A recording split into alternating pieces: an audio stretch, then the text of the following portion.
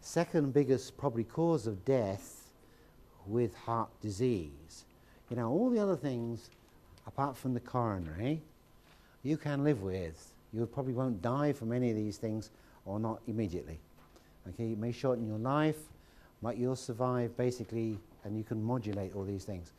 But the heart attack, the myocardial infarct, you may not be able to, and this one. Okay, an aortic aneurysm, again, like the ruptured heart, you don't get a second chance. Okay, but can you detect an aortic aneurysm? And this is very difficult because we use a different system than what we developed here. So aortic aneurysm is a delayed systolic murmur over the aortic area. So what we're doing is we're listening primarily at the aortic area. And you may want to do this if you suspect an aneurysm. Okay? So after the first sound, okay, what we're doing is we're getting a noise before the second sound. So we get a delayed systolic murmur over the aortic area. So what's happened is we've contracted the ventricle. Let's imagine it's on the left side because it's aorta. You don't get one. You can have a pulmonary one. So that the left ventricle has contracted. All right. It's shot the blood through the aorta. All right. So before this finishes and the valve shuts, you get a little eddy current in an aneurysm because that's where the aneurysm is. It's just at the beginning of the aorta. So suddenly we've got a widening. We've got like a bulge there, and you pick this up as the murmur. All right, but only on the aortic valve, okay, because you're not going to hear it on the other ones unless you've got a pulmonary aneurysm. So aortic aneurysm is a delayed systolic murmur over the aortic area. Breakdown of the vascular wall is usually the cause, creating a bubble-like effect. It's like a blowout in the old car, you know, when you get the inner tube bulges right out. Now, we know, and when these were originally done 30, 40 years ago, they knew nothing about homocysteine. Okay? We now know that homocysteine is probably the major culprit of being high, which helps to break collagen down. Okay? So in other words, what it does is it inhibits the last part of making collagen, of what's called the lysyl oxidase enzyme, which gives the laying down of the actual collagen, the final bit to the collagen in the tissue, which is used to, and collagen is the strengthening glue that holds the tissues together. So what's happening here is we're getting a weakening. And the weakening can be so bad that the main aorta, which is going to take the real thrust of that thread, will just burst. Okay, it'll bulge first of all, and then eventually it'll burst. Okay, and then that's it. You don't get a second chance, and you may never know you've got it. Relatively healthy people can have this and have no symptoms at all. Right? But who is the likely ones to have it? The red people. Okay, and so your first question is: do they weaken to homocysteine? Okay, if they weaken to homocysteine, always suspect that he could. Do they weaken to ApoE4, etc.? But the main one is going to be homocysteine. So if they've got positive to homocysteine, they must do something. Implore them to do it. They must do something about it on a regular basis. They need to take the homocysteine complex or anything which helps to reduce it. Normally it's not just B6 and vitamin C. Normally they need the package. But remember, the two most important components to metabolizing homocysteine is vitamin C. Okay, this is why the link with vitamin C and heart disease is so, so important. So let's have a look. Remember the old methylation chart? Years ago I did that seminar on methylation. So if we take the first part of this, and what we see here is we've got methionine being changed to S-adenosyl methionine, the universal methyl donor, to S-adenosyl homocysteine to homocysteine. And then the normal route is cysteine B synthase enzyme, which is B6 and vitamin C dependent, to cystathione, and then cystathione on to cysteine, and that needs more B6. So B6 is really important. So you can see why a deficiency of B6, or pyridoxal 5-phosphate, can lead to high homocysteine, which can lead to, you know, bursts and aneurysms and things. So remember, this is the normal pathway. So for a red person, they don't like homocysteine, but they love B6 and they love vitamin C to help metabolize this through. And we picked that up. Do you remember when we were doing the red tests last year and nutrients that red, green and blue people, and it was the red who needed the extra vitamin C, and that's why. Okay? So it's not, the body's not messing around when we tell you these things. It's serious, because a red person does need to take extra vitamin C, and therefore they need to eat plenty of fruit in the diet. Okay? Plenty of sources of natural vitamin C, and to take more of the C complex. Okay, now the blue person, on the other hand, loves homocysteine. Okay, they will strengthen to homocysteine. Why? Because homocysteine is recycled to make S-adenosylmethionine, or the universal methylator. And blue people have this problem. They've got methylation defects. So this is why blue methylation defects sort of go hand in hand. So the only way we keep making more methyl donors, SAM, is to recycle homocysteine, which is why it's there in the first place. So the blue person needs to recycle, and they recycle with methylcobalamin, which is B12 coenzyme, and that gets its methyl group from folic, methyl tetrahydrofolic.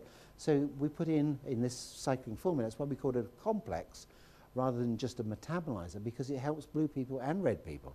So with the red people, it helps to get rid of homocysteine, and with the blue people, it gives them the B12 to cycle it back and the folates, right? But you know, and I know, the RDA of B12, methylcobalamin, is 1 microgram. The RDA, 1, maybe 2 micrograms. Well, you wouldn't even begin to see 1 to 2 micrograms. How the devil much do you think homocysteine we produce in a day? You know, you're talking grams and grams, because it's being recycled to make cysteine. So how on earth would 1 microgram recycle homocysteine to make SAM all the time? Doesn't make sense, does it? So there's another route. Nature's giving you another route. And that it zips across the middle there through the liver. And only in the liver, very important here. And it uses choline, the so-called non-essential, which we met before as the lipotrophic factor. It's a methyl donor. Choline gives out a methyl group and becomes trimethylglycine. And that trimethylglycine is otherwise known as betaine, which is one of the members of it. And then it goes on, gives another methyl group to dimethylglycine, which gives another methyl group to sarcosine. So from choline, we produce 3 methylation donors, as opposed to the B12 route, which only produces 1. So this is actually a much more effective way, but only works in the liver. So you have to have a good functioning liver to get that to work. So homocysteine. Now, to metabolize homocysteine, because that's what we're talking about today, we need B6 and vitamin C complex, but we also need serine, the amino acid serine. And if you remember, the one good natural source of serine is beetroot. So beetroot forms the organic compounds to help get this all to metabolize very nicely. So therefore, the homocysteine formula is beetroot, pyridoxal 5-phosphate, smart vitamin C complex, methylcobalamin and folate, a little bit of riboflavin, a little bit of B3, and choline, of course.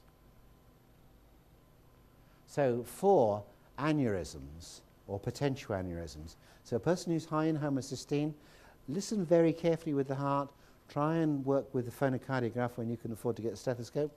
We'll guide you through on all this. We'll be doing workshops in this, so you as a person can have, you know, your own assessment and patient and treatment done, and discuss all these sort of issues in small groups. The great thing about that is you get CPDs for it, so you know it's a benefit for us all to do this. What you might consider with this is the smart C complex in addition or separate from the homocysteine form. Hawthorn, again, great strengthener of the heart, Crataegus, and or black walnut tincture. So valvular problems weren't that difficult, were they? Okay, remember you got stenosis, you got regurgitation. Stenosis, it's G, and regurgitation, it's B. Not too difficult. And add the other trimmings on to test B6, etc., C, and Crataegus. Now the last group is dead easy because it's all the answers the same. So we don't need to do too much on this because all the next lot of conditions are all B. Okay? Why B? B1 there, because not just for the B1 and the B5, but this, the B4. And this is used now in regular casualty departments in hospital cardiologies to steady people's hearts when they're out of rhythm. Okay? And it's called adenine, or adenosine is the phosphorylated form of adenine. And it's used, it's known that a deficiency of this will cause arrhythmias in the heart. All you've got to do now is work out from the following what the arrhythmia is. But it doesn't really matter to clinically because the answer is always the same. So if it's a neurological problem, in other words, it's a firing sequence from the SA node to the AV node to the bundle of His to the Purkinje fibres. We're going to see abnormalities in the two sides of the heart. Okay, so that's really simple as that. So these are called genetic system disturbances. The rhythm and the speed, the normal heart is about 72 cycles per minute, beats per minute, give or take a bit. Women are a little bit faster than men. So we've got a presystolic gallop. So that's one disturbance here where we've got an extra sound just before systole or the first sound. So here, smart B, okay, B1 for the B4, vitamin C, magnesium. These would be the things with all the rest of the ones that we're going to be looking at.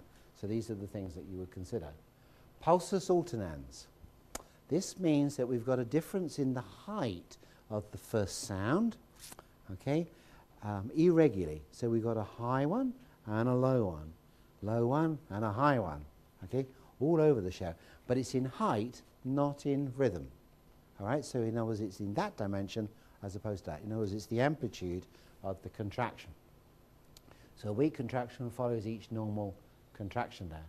So arrhythmia is not in length but in height of the sound. It is almost always indicative of a left ventricular problem. But you learnt there with two people today, with John and Clive, the major cause of this is a cranial fault. And what you see is not so much one up and one down, but when you get the Mexican wave. So when you've got 2 or 3 building up and then going down, and then 2 or 3 down and then building up, just ask the patient to breathe in. You'll pick this up. You ask the patient with the stethoscope, listen to their heart, breathe in deeply and breathe out. Does the sound change? Okay, do it now with the person next to you. You've still got the stethoscopes at the moment. Is Clive around? All these are for sale, aren't they, if you want? Yeah. So if you haven't got a stethoscope and sphygmometer, you can buy those. Go and see Bob or any of the girls over there. So have a listen now. So you put the stethoscope into your ears, okay, and now listen to the person next to you, or yourself, it doesn't matter. Okay, make sure you can hear the heart first. Go for Ebb's point. Remember, third intercostal on the left is the best all round for all sounds. Okay, once you've heard the sound, the lub-dub, lub-dub, now breathe in deeply. Listen and then breathe out deeply. Does it change? Does it get louder or does it get quieter?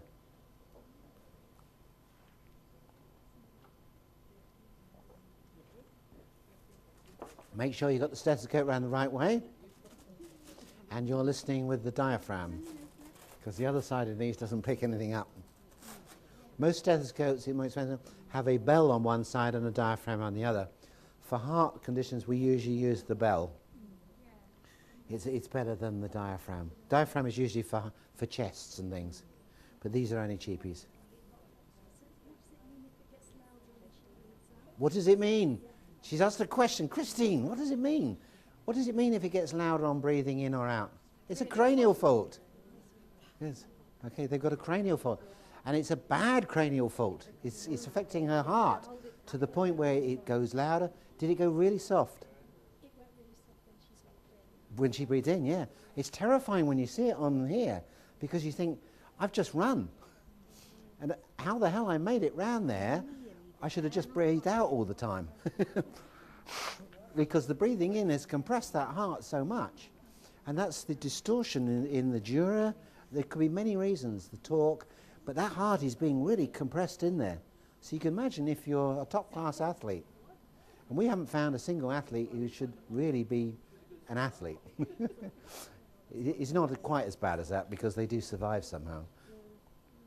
But if you've got an athlete, lay them down first of all, do it with them out exercising, get them as good as you can, and then they can start their training. Because if you can get that heart working better, then they'll perform better. It's as simple as that. You know, that is the reason why athletes can't perform one week and they can perform another. They're back in form. You hear this all the time. Oh, so-and-so's back in form. Imagine Rooney. Rooney's back in form now. Why did he go off form? What do you think he eats and drinks? Do you think he gets a good vitamin B diet and essential fatty acids? Alex Ferguson was the first sensible football manager who made them take vitamin D in the winter. And he even gave his boys a week's sunshine holiday every winter to top up their D levels, because he knew it brightened them up and made them much better in there. But he never thought about tidying their diet up, as far as I know.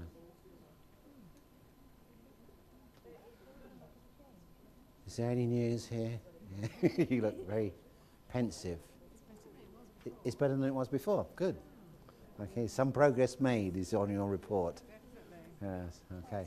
But that is really nice, because you don't expect necessarily a result instantaneous. Sometimes you may, but on the other hand, you know, do it month by month with a person, and they'll go with you. They love it, because they say, well, what's it like? And you say, well, you tell me. You have a listen to your own heart, and particularly when you get the electronic stethoscope. So next week we're receiving the first one from Holland, and this one looks really promising. It looks as though it's got good software. It's got a nice line, a bottom line. There's no fuzziness in it, and we've got great hopes for this one. Will be the one that we'd recommend. What? Yes, let us see the first one, because what I don't want you to do is to go and buy one and say, well, you know, I got too much background noise and so on. We tried one particular company, and the software was great, but the stethoscope just picked up so much background noise. It was just all over the place. You couldn't really see the graph clearly. So remember, pulsus alternans, very common, but think cranial. Okay, we've got to think out of the box from cardiology. We've got to think mechanics, and we've got to think toxins as well as nutrients. So with pulsus alternans again, B complex, vitamin C, magnesium. So it'll always be B. All of these nervous system disorders are B. Sinus arrhythmia. The cycles vary. Lub-dub, lub-dub, lub-dub, lub-dub, lub-dub, all over the place. All right, that's sinus arrhythmia. So sinus arrhythmia is when we get lub-dub and then a long gap and then a short gap and so on. Okay, that's, in other words, the SA node is firing off any way that it wants. Anything is firing, okay? So that's an arrhythmia. And that is the same thing, B, C, and magnesium. Extrasystoles, very common. You hear, you feel the extra beat. So you feel your pulse, you can often feel, and you get pulse, pulse, pulse, pulse, pulse, pulse, pulse, pulse. Okay. I had a dog with this. I was very worried when I felt this dog's pulse. She was a cross Labrador, and she lived to 16. It made no difference at all to her. She could chase, even at 14, she could chase a pussycat out the garden. Okay, so it's irrelevant. Some of these things they're written down, but they're really, you're born with them or you develop them and that's it. And sometimes I used to have a missed beat about every 10th beat, but I noticed I don't do it anymore. It's probably because Jill feeds me on whole grain cereals and dog biscuits. No wonder your dog is so healthy. Okay, so extrasystoles, drop beats, etc. Right bundle branch. Now the bundle, he refers to the bundle of His. All right, so the bundle of His is that down the septum of the heart, we have two nerves coming down, or groups of nerves in the bundle, one on the right, which operates the right ventricle, and one on the left. So remember what it's going to go, it's going to go round the Purkinje fibers in the muscles and make those two ventricles contract simultaneously. So if they don't contract simultaneously, and the contraction simultaneously is the first sound, isn't it? So it's the first sound is the contraction of the ventricle. We get a split first sound. So you get two first sounds very close together. So you can see it very easily on the graph. So a bundle branch block is simply when you have two first sounds, it's split. Okay? So in other words, what's happening is one is firing before the other one. It's a firing sequence problem. In other words, it's the AV node which is misbehaving in this case. And we know that the nodes, the SA and the AV nodes, are very sensitive to excitatory neurotoxins and to various drugs. So basically a bundle branch is a non-sequential firing on the bundle of fists on the left and the right. So right bundle branch, you see the split second sound here. So depending upon which valve it is that you're looking at, you could have the tricuspid on the right or the tricuspid on the left. See this first, this is the split, there's the sound, it's split. So you've got a double first sound, but you won't hear that. Very difficult to hear because it'll be all so quick in that 0.8 of a second, that sound. But the phonocardiograph can pick it up. Okay, and that's the beauty of it. The phonocardiograph will pick up things that you can't hear because they're too subtle. So right and left bundle branch blocks, all the same. So it's nice and easy. It's B, C, and magnesium. Reduplication of the second sound. So here we get 2 second sounds coming in. And that would be obviously because we're getting a shutting of the aortic valve and the pulmonary at different times. So again, B, C, and magnesium. Complete heart block. Now this could be quite serious. Not as serious as a coronary though. Okay? And possibly not as serious as an aneurysm. Okay, if you want descending oil. You can live with a heart block because eventually your heart starts again. Okay? Most people can live. They call it a partial heart block. But obviously a permanent heart block, it doesn't restart. But you may need a bit of electrical treatment for that one. Okay. So in a complete heart block, there's nothing else there. But a partial heart block, you're getting regularly your first, second beat, and then you're waiting for the next first beat, and you're waiting, and you're waiting, and you're waiting, and eventually it comes. And you think, whew. Okay. And then you wait again, and so on. And that's heart block. So there's extra long rest period. If it's a long rest period, too long, you know. Okay, so that's the complete heart block.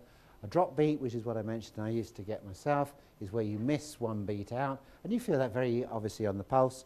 You're feeling there, pulse, pulse, pulse, pulse, pulse, pulse. So you get a drop one. I always think, well, it's a good thing because I live, if it's every 10 beats, I'll probably live 10% longer because my heart is having a bit of a rest in between. Might be right. And the last one, which you probably won't come across, but you might, is called a patent ductus, which is otherwise known as a hole in the heart, which primarily is when the heart ventricles are leaking. Okay, so in other words, there's a hole connecting them, so you're getting a background noise right the way through because you're getting that rush as the blood goes into the ventricles and it's leaking through. And that's called a patent ductus, or a hole in the heart. So you get a really bad. So if you've got one of this which is very small and they're not operated on, because the majority of people, of course, are operated on for that, but in the event that they're not and it's small and hopefully it'll close over on its own, you may want to consider the usual nutrients, particularly the vitamin C, to build up the collagen in that connective tissue, again the B and the magnesium. Okay, so what we've done is all the nervous system problems, and there's nothing to be too frightened about with these, right? When the patient comes in and says, oh, I've got sinus arrhythmia, blah, blah, blah, blah, it doesn't matter. You listen to it, and you feed it back to the patient through the stethoscope, okay? And you're going to ask them what's wrong. And that's basically what you're doing, is you're asking their head what's wrong with their heart, okay? And then you do it on the left, and then you do it on the right. And you'd be surprised what sometimes you find, what comes up. I don't know always, but I've given you the clues as to what the general consensus of people in this field have found, and also adding in our knowledge of the functional biochemistry with the toxins. So developing some products around this is really important because you want to know, what do I do about it? I found this, I think the patient's got this, but what do I do? They don't seem to respond to anything in my kit. So we give you the clues like the complexes. So essential fatty acids we've talked about, and Jill talked about that with the smart oil, and there's the combo, if you remember, of all the different oils that we put into that. Wonderful oil combination. Smart B, remember, B is really the B1, B5, B12, but most important it's for the B4, what is called the antiparalytic factor. Deficiency leads to split sounds, and it culminates in fibrillation and neurological problems. B, that's a smart B. Beautiful picture there, Gary. Thank you for doing the pictures. And you'll see that they are actually up on the posters there. Smart G relaxes the muscle tissue, especially the coronary arteries, and also, of course, reduces the lipotrophic factors, reduce the cholesterol and triglycerides. So again, G, very important, smart G. Smart G. Smart C includes the tyrosinase enzyme, which is from the mushrooms, essential to all muscle, especially the heart, which undergoes atrophy with replacement fibrosis in deficiency. So a deficiency of the vitamin C complex will lead to fibrosis of the heart. It's needed when the heart shows increased contraction time, indicating an overworked heart. Note disappearance of the shortness of breath with supplementation. So this is a person who gets short of breath very quickly. So ascorbic acid, organic reishi, organic shiitake, organic beetroot, hesperidin, rutin, and alpha lipoic acid to recycle the ascorbic acid. Homocysteine formula we talked about just now. Wheat germ oil or smart E complex. Deficiency causes that's a vitamin E, causes a 250% rise in oxygen demand in the muscles. I think maybe not all these are in your manual, are they? Oh, they are, okay. All right, so a 250 increase rise in oxygen demand when you've got a vitamin E deficiency. Quite large, that, isn't it? When you think about it, if you're deficient in vitamin A. Deficiency specifically causes necrosis of the heart muscle, leading to sudden death. Tocotrienols have a nitroglycerine effect on vasodilating the coronary arteries in angina pectoris. No wonder whole grain cereal products were so good. People didn't have heart attacks, angina. You know, in 1800s, they fell off their horse drunk, or they got tuberculosis, or they died in the war. But they didn't get heart disease. Okay? And why? It's a white flour industry. Okay? It's the milling and the refining. And in the update, we looked at all the detrimental things about pasteurizing of milk. Did the same thing. You know, so remember the film we showed of Pottinger's cats? It's the food industry which is causing the ill health. Okay? And both are big mega businesses. And you're not going to change either. We have to change it within ourselves and then within our patients. Okay. Smart coenzyme CoQ10, we talked about that using the wonder oil of peanut and sesame. 5 ml would deliver 30 milligrams of CoQ10, which doesn't sound a lot, but it's much more potent in the oil base as opposed to the powder base.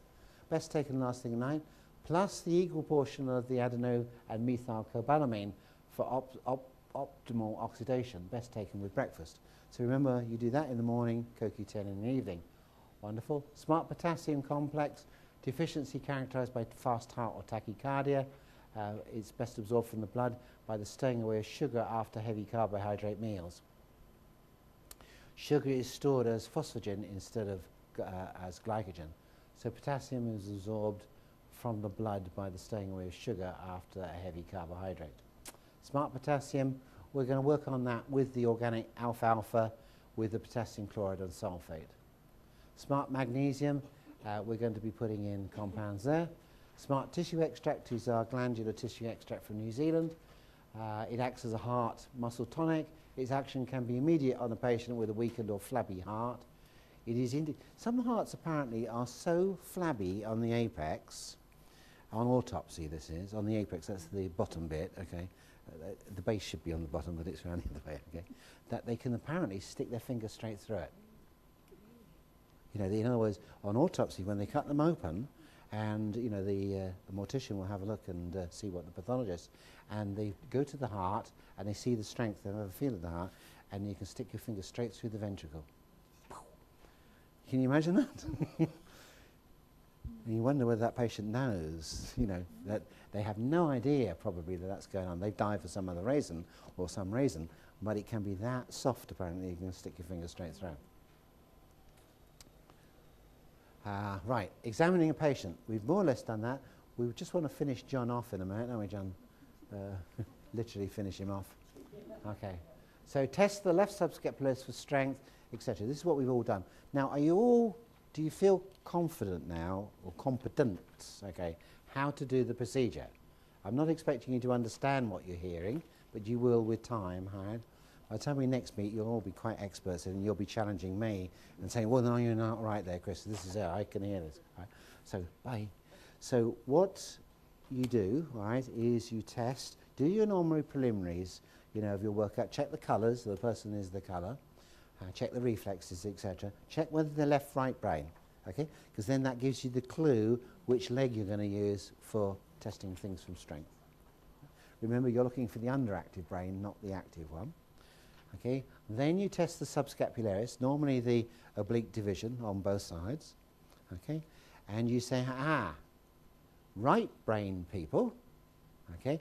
In other words, those who are active in their right brain will show a problem on the left side because the left side is underactive. Okay? So all you've got to remember is that the left side heart-wise is ipsilateral. It's the same side to the brain. Okay? It doesn't decussate, but the leg will. So to test the left brain, you use the right leg, as you're familiar. Okay? So in other words, a right active brain will show a problem on the left subscapularis, and a left active brain will show it on the right. Okay? Where's our left brain person gone? Is he? He's gone, yes. Couldn't take it anymore. Okay. Barry, he tries to make himself famous that he's the only left brain person in the room. Well, he was on the update, I think, wasn't he? But most of us, why are we right-brained? It's because we're in a holistic medicine. We like, holistic medicine is a right-brain concept, isn't it? We like to see the big picture. We think, well, you know, are the emotions important here? Is the biochemistry, is the structure? Let's not forget that. As a left-brainer, you don't want to know, you want to know just the, you know, the spine or the biochemistry. Or, you know, you want to divide vitamin C strengthens. Is it the ascorbic acid? Is it the rutin or whatever? You don't see the whole picture, do you? The whole picture is the complex of putting it all together. So, subscapularis on the right and on the left. Listen for the heart sounds first. Yeah? It's ipsy. Yes, that's what I said. It's ipsy. No, the leg crosses over. Okay, so if you, what you do... Did I? Oh, okay, right. Okay. At the end of the day. The left subscapularis is ipsy, all right? It goes up to the left brain. Okay. Just think of yourself as a right brain person. And think of yourself as being left brain down, therefore, all right? So your left brain, when you challenge, when you do your maths, your right muscles will go weak, all right? But the left heart muscle will be the one that goes. And vice versa, the other way around. Okay, right. Now, okay, having done that, you listen to the heart. You see that the patient has got lub-dub, lub-dub, lub-dub. And you can tell from that that they've got a nice resting period and so on. Because when you do the cardiograph, if you do the cardiograph, what you'll find with the cardiograph is sometimes it's difficult to tell the first and the second sound. Because the first sound may be small and the second sound may be bigger. So you think the second sound is the first sound because it's the bigger one. And then you think, wow, they've got a short resting period. Because I thought that on myself. Because my first sound was down, my second sound was high. And I thought the big one was going to be the first sound. And I thought, wow, you know, this is a coronary in the making. Fantastic, you know, I'm my first experiment. But then I found all it was a reduced first sound. So it was a disappointment in that way. So I just built up the first sound with vitamin C and magnesium, and now it fires much better. So you've got a nice lub-dub, lub-dub, lub-dub. But this is why you have to listen. Listen, I learned, listen. And if you hear lub-dub, rest, lub-dub, rest, you know you're all right, okay? But if you hear lub-dub, lub-dub, lub-dub, lub-dub, okay, then you definitely need to do something about it, okay? Then you put the stethoscope on the patient, okay? Once you've established that, get them to hear it. Make sure you leave the stethoscope on the place that you've been listening. You remember what I did is I listened to Clive's heart and then I stuck the stethoscope on him, okay? Or on the computer, when you record that, you just put the loop on. So you record for about 20 seconds and then you press the loop button, okay? And what that does is just plays on and on and on, all right? And the person will weaken to the sound. We have not yet found anybody, even Charlotte, Jill's daughter, who didn't weaken to their own sound. So in other words, their heart and their head are out of harmony or disharmony. And that's what we're trying to do, is to find out what brings it back into harmony, okay? And we've looked at the mechanics of that, the cranials, the upper cervicals, the limbic, the manubriosternal, and the thoracics. These are the sort of key structural areas. We looked at the biochemistry. Is the patient deficient, or are they toxic perhaps? You know, maybe toxic metals, etc. in there. what sort of things would you do if they're toxic? Okay, we've looked a little bit with Clive, wasn't it? We thought, this was an infection in here that he got, when we thought, what can we give him to get rid of the infection? And it was ginger, wasn't it, if I remember back? Ginger. 5 capsules of ginger 3 times a day. If it's a toxic metal, think of your normal things like black walnut, yarrow, etc. But I like coriander. I think coriander is a great one, both as the herb and as the spice, as a capsule. Okay, but it's much better because the freshly ground coriander of the spice contains the oils, and you can buy coriander as an aromatherapy oil. You can buy ginger as an aromatherapy oil, but the oil's naturally within the ginger, freshly ground ginger. If it's old ginger, it would have dried out, like cloves. You know, if you use dry clove powder, it doesn't work against parasites, but freshly ground cloves will, because it's rich in that clove oil, which loosens the parasites and gets rid of them. So for infections, think maybe more ginger might be interesting, but it's ginger capsules. And think for toxins, think coriander, right? But of course, you've got to identify the toxin.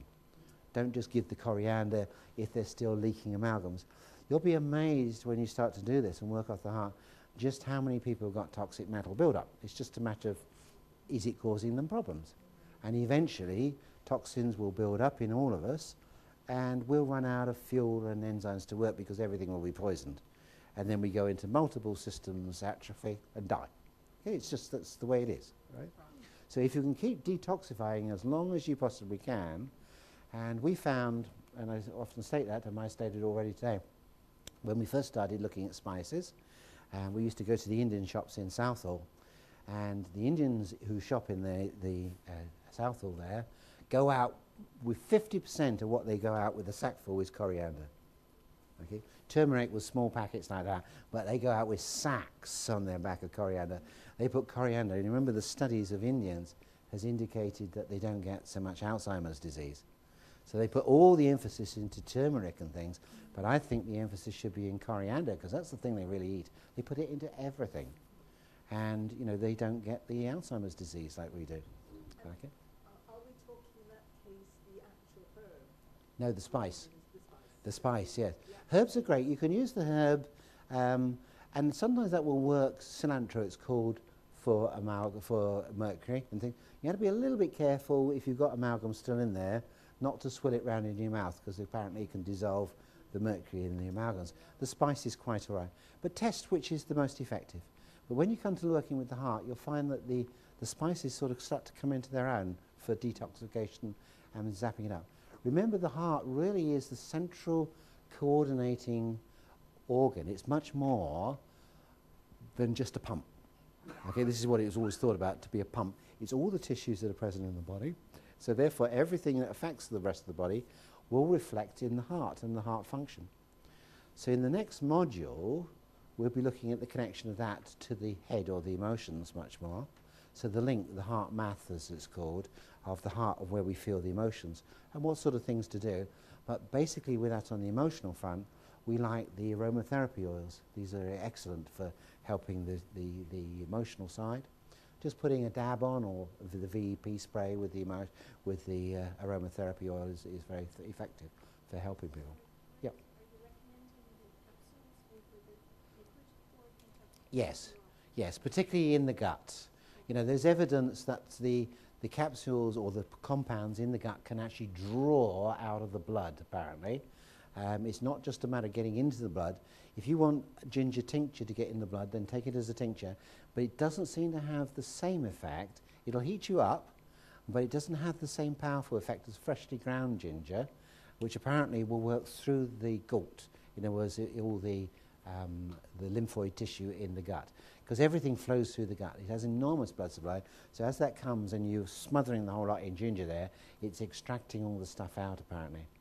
Wonderful detoxifier. So, but it has to be freshly ground with the oil. It's got to have a smell. You know, if it doesn't have the oil, it's dry, and that's a waste of time. You know, you'll never find any test. And don't use non-organic. Okay, don't cut corners. If you've got patients who are toxic, don't give them more toxins. Don't be stupid and give them inorganic material. Okay, give them organic material, certified organic, because you're just going to add the pesticide load to them, and that's not going to do them any good. Okay, it's like Jill said, you know, you don't go and give mercury to people who are blue. But why give mercury to reds and greens? What have we done to deserve being given mercury? You know, why do we have to eat fish oil, which is laced with mercury and dioxin? It's not just mercury. There's a lot of poisons in that. But that shouldn't stop you eating fish, because the oils will naturally drop off the fish. But concentrated fish oil is not natural. It's not a natural thing. Do you think people who live inland, who never eat fish, all die of heart disease and coronary? No, they're probably fitter than the rest of them. Okay? It's just a complete fallacy to sell this stuff. It's a complete fallacy. And they're fighting back like mad, okay, against it. Starting to promote fish oil all the time, because it's a massive industry out there. And it's a rubbish industry, because it's the rubbish on the trawlers that the fishermen don't use, which would have thrown back into the water to feed the fish. They get rid of the heads. And these big companies, they extract their oil from the heads. It's the head of the fish. That's where most of the EPA or whatever it's called, the essential fatty acids, the fish oil that they do, the high concentration, is all from the heads of tuna. And that's you know, we're destroying those fast enough as it is without the fishing industry, without pushing it. So, right, so then you find out when they weaken to the subscapularis, you find out the eye positions that cause the weakness, and you work from there. You're all familiar, a lot of you are familiar. So the best thing to do from here is to listen to your patients intently with the stethoscope. Tell them you've been on this postgraduate course. Very interesting, brand new idea, concept. Let's try it with you. While I was there at the course, I was thinking this will really be something right for you. Okay? Make them feel proud that you've been thinking of them while you've been having a weekend off, all right? And I'm sure you've already thought of no end of patients who you think I could try this on, and this would be good. And do it with them, because they'll love it. Okay? We've had no antagonism at all about doing it with anybody. And say, well, I'm going to try, yes, you do weaken to this, and explain a little bit about the story. And we're going to try a few vitamins and some minerals and so on, and find out what it is. And then what we do is we'll come back in March time, and you can relay your stories, but in between time we will be putting on workshops, and those workshops will be held in Devizes and in Marlow. And if you want a one-to-one, then book an appointment, you know, as a patient. But if you want to do the workshops, we'll limit them to probably about 5 people. So we don't want too many, otherwise we just, you know, can't get to working with every single person. But do that, and then you'll begin to understand what the whole concept is about, okay? And we'll give you your own cardiographs, and by that time, hopefully, you'll be ready to buy your own machine, okay, or device. Okay, right, that's it.